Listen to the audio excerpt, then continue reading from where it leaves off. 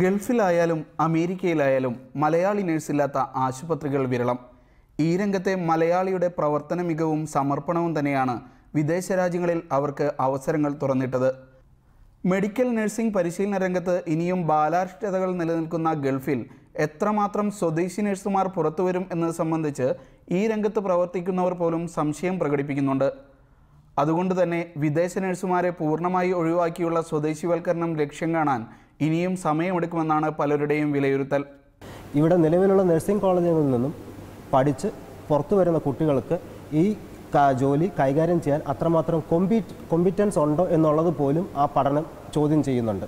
അപ്പോൾ ഈ 100% സ്വദേശിവൽക്കരണം എന്ന് പറയുന്നത് 2015 നടപ്പിലാകില്ല. അത് ഒരു യാഥാർത്ഥ്യം തന്നെയാണ്. അതോടൊപ്പം തന്നെ നമുക്ക് പറയാൻ സാധിക്കുന്നത് ഈ വ്യാജ പരസ്യങ്ങൾ, ഗൾഫിലൊരു ജോലി എന്നുള്ളൊരു മോഹത്തിനെയാണ്, ഉദ്യോഗാർത്ഥികളുടെ മോഹത്തിനാണ് ഈ വ്യാജ റിക്രൂട്ടിംഗ് ഏജൻസികൾ ചൂഷണം ചെയ്യുന്നത്. കേരളത്തിൽ കുറഞ്ഞ ശമ്പളത്തിൽ മോശം തൊഴിൽ സാഹചര്യങ്ങളിൽ കഴിയേണ്ടി വരുന്ന പല നഴ്സുമാരുടെയും സ്വപ്നം കൂടിയാണ് വിദേശത്തെ ജോലി. ഒമാനിലെ ആരോഗ്യ മന്ത്രാലയത്തിലേക്ക് അവസരം നൽകാമെന്ന് വാഗ്ദാനം ചെയ്ത് കേരളത്തിലെ റിക്രൂട്ടിംഗ് കമ്പനികൾ ലക്ഷങ്ങളാണ് നഴ്സുമാരിൽ നിന്ന് ആവശ്യപ്പെടുന്നത്. ഒമാൻ ആരോഗ്യ മന്ത്രാലയത്തിൻ്റെ പേരിൽ അടുത്തിടെ വ്യാജ പരസ്യം പോലും കേരളത്തിലെ ദിനപത്രങ്ങളിൽ പ്രത്യക്ഷപ്പെട്ടിരുന്നു. ഒമാൻ ആരോഗ്യ മന്ത്രാലയത്തിന് വേണ്ടി കൊച്ചിയിൽ അടുത്ത മാസം അഭിമുഖം നടക്കുമെന്ന് അറിയിക്കുന്ന പരസ്യം വ്യാജമാണെന്ന് അറിയിച്ച് മന്ത്രാലയം തന്നെ രംഗത്ത് വന്നു. ഇന്ത്യയിൽ റിക്രൂട്ട്മെൻറ്റിന് ഇപ്പോൾ ഒരു ഏജൻസിയെയും ചുമതലപ്പെടുത്തിയിട്ടില്ലെന്നായിരുന്നു അറിയിപ്പ്.